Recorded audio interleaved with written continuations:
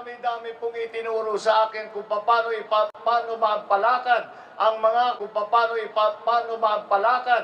mga kailangang gawin sa House of Representatives.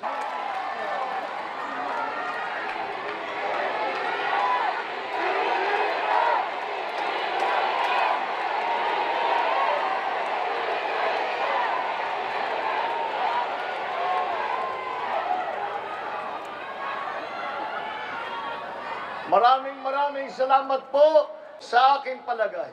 At tapat ang aking paniniwala na sa hinaharap nating krisis ay ang kailangan nating unang hakbang na gawin ay maraming dinaanan na sakuna. Tayo po ay maraming dinaanan na krisis, ngunit nandito pa rin tayo nakatulungan ang mga maliliit na negosyante dahil sila